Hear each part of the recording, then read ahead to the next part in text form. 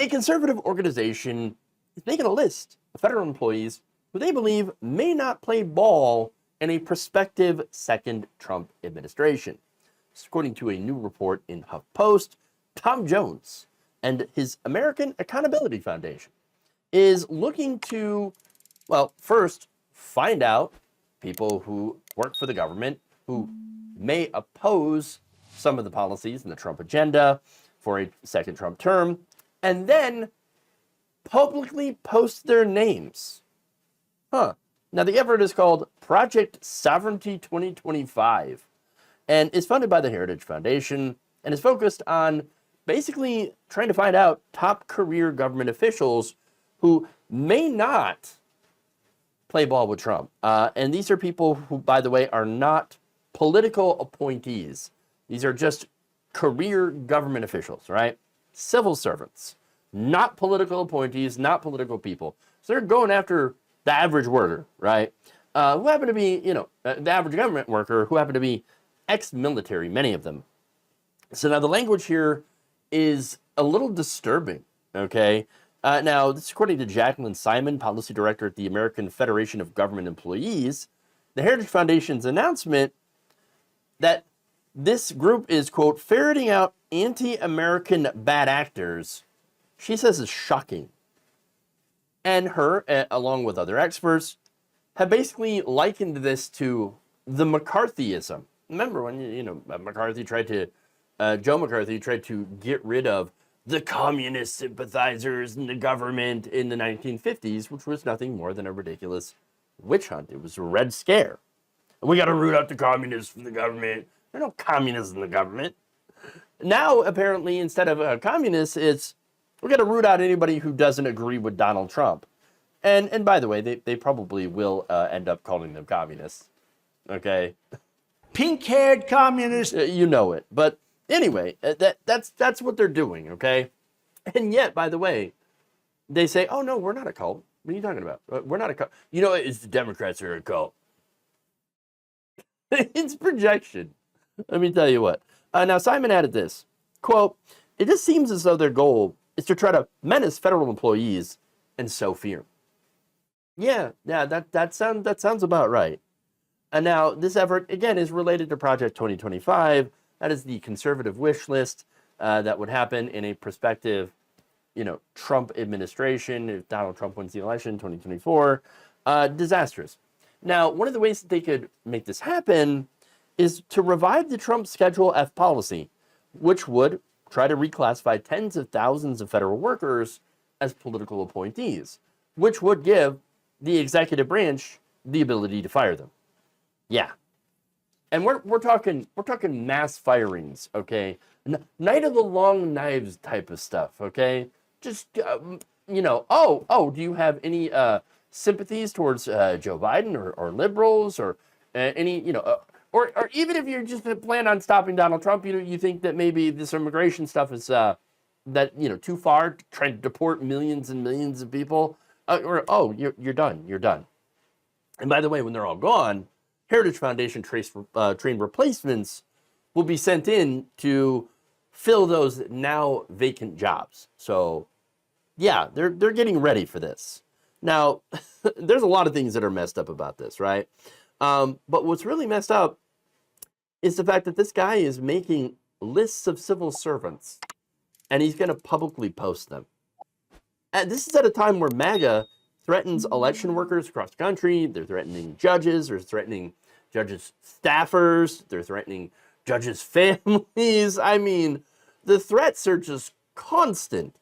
They're putting a target on these people, civil servants, for literally just doing their jobs. And it's not even based on anything concrete.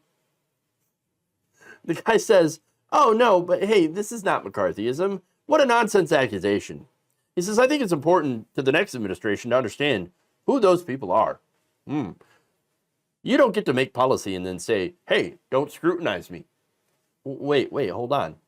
They're not making policy. And by the way, this sounds a lot like Republican cancel culture to me. Going after somebody for just their beliefs.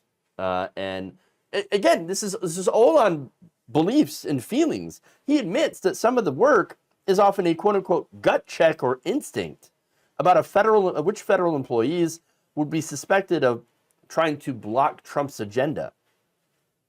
So it's just feelings.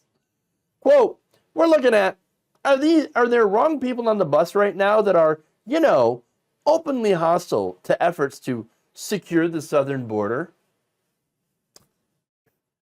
It's funny because Trump and Republicans would actually fit that description.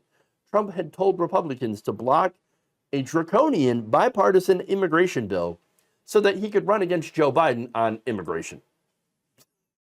And they did. They did it. They blocked it by claiming, oh, well, it wouldn't actually do anything. No, it would restrict asylum seekers. Biden, by the way, took what he could from that and issued an executive order limiting asylum claims. Yeah, the amount of asylum seekers that would be allowed in the country. By the way, if there are too many people trying to seek asylum at the same time, Biden could shut down the border and just allow no one, and then do criminal penalties for anyone who tries. So that's what's going on right now, right? Very draconian right-wing immigration policy from President Joe Biden. And so, come on. Who's hostile to security in the southern border? One who rejects these draconian policies because it's not politically expedient for them to do so at this point. They want to do the policies, they also want to get the credit for it. They don't want Biden to get the credit for it. Which is insane that anybody thinks that Biden would get any credit for any of that either. In fact, most of his base is pretty mad about this, taking right-wing positions on immigration. Now, that said, the border is actually pretty secure, okay? The issue with immigration right now is that there are so many asylum claims and not enough immigration judges to adjudicate them, okay? We have backlogs of people that are trying to get into the country illegally, right? And they end up having to wait for years to even get their cases looked at. Which, by the way, encourages illegal immigration, because if the legal way is so slow and barely works, then yeah, that's going to encourage people who are desperate to get in the illegal way. So this is a man-made, manufactured crisis that is meant to stir up xenophobic and anti-immigrant sentiments for political gain.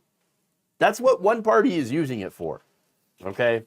And now, here we have this group using it to target and expose federal workers to threats from unhinged megachuds based on some dude's gut instinct. This is a man who got $100,000 from the Heritage Foundation to do this, right? You got to understand, there's so much money in the right wing right now that is being used to fund crap like this. Just massively horrible right-wing fascist crap. This is one of the latest examples of it. Thank you for watching. If you enjoyed this video, please like, share, subscribe, hit the bell icon in order to get notified whenever a new video is released. And if you want to support independent, progressive media through this difficult time where it seems like everybody is shutting down, you can become a member on our YouTube page, you can become a subscriber on Facebook, or you can go to my Patreon. It's patreon.com/Jeff Waldorf. Thank you.